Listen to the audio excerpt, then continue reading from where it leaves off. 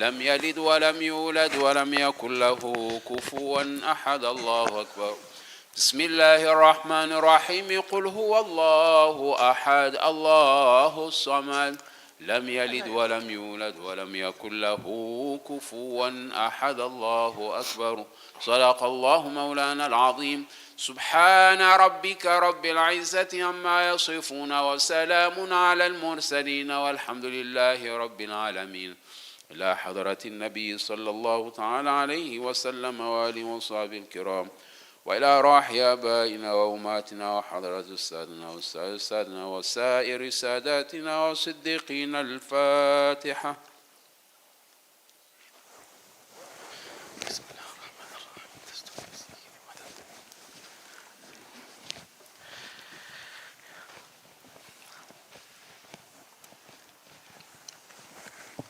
السلام عليكم ورحمة الله تعالى وبركاته.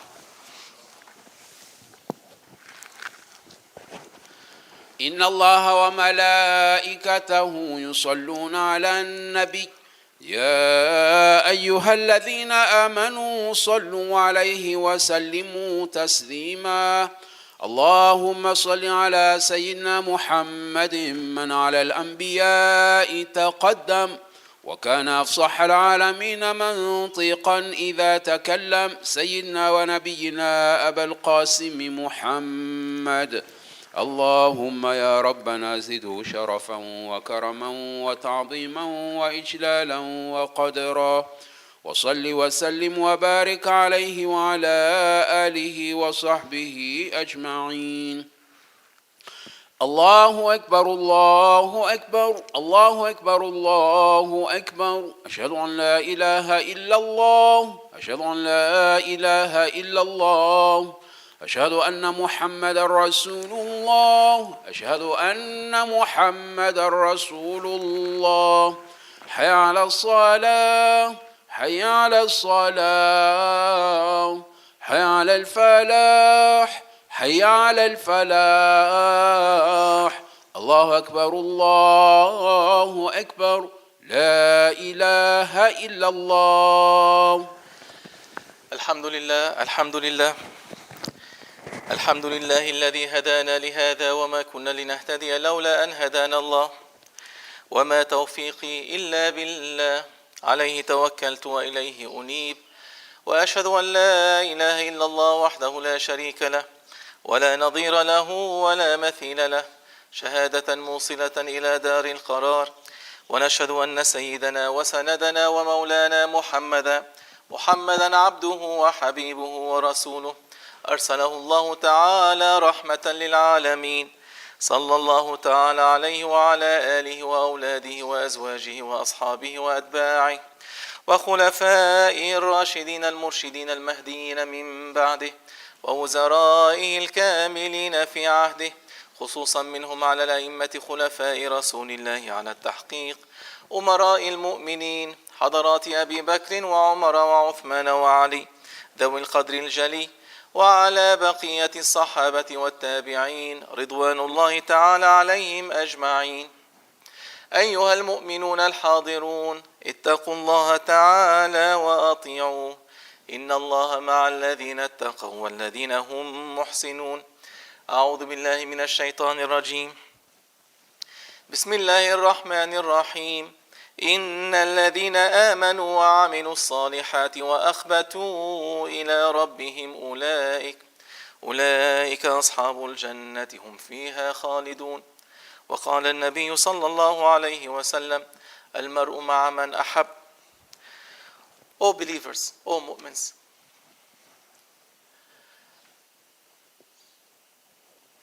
a clever one, a smart one, is the one that makes the right choice. That's what they teach us. Use your mind. Look at your options. Analyze everything. Look at your options. Look at your end goals. And come up with something, a method, a path, to reach the best solution. Isn't that what they teach people in corporations? They teach people in research. They teach people at work. Look at your options. What do you have in front of you? Oh, insan. A clever one. Puts everything on the table. Everything is on the table. What options do I have to reach my goal? What is your goal? O mu'min, what is your goal? Do you know your goal, O mu'min? Who can say, I know what I am wanting? What do you want? You will spend maybe 10 minutes trying to figure out, what do I really want? That is the sad affairs of Muslim, of mu'min. What do you want? What is your goal? They say, my goal is Jannah. Hey, what do you do to get to Jannah? What are your options? What are your methods? What is your goal? How do you reach Jannah? How do you reach paradise? How do you reach happiness? Do you know? That is the sad affairs. People only repeat things like parrots. You cannot be muqallid. You cannot be somebody that is imitating others. You have to be muhaqqiq. You have to realize. You cannot just say, yeah, I want Jannah. Like my father said. Like my grandfather said. Like my great-grandfather said. Like my great-great-great-grandfather said. They all said the same thing. We want Jannah. I want Jannah too. What do you do every day? Check yourself. Are your actions of somebody that is wanting Allah subhanahu wa ta'ala's rida, happiness and pleasure with you? Or are your actions of somebody that wants dunya, that wants desires, that wants fame, that wants high ranking among people, that wants to be praised among people, that wants to be thanked among people, that wants to be known among people? What is your goal every day, oh human being? You wake up in the morning. What is your first thing on your mind? Let me get my suit. Today is a big meeting. I get my promotion.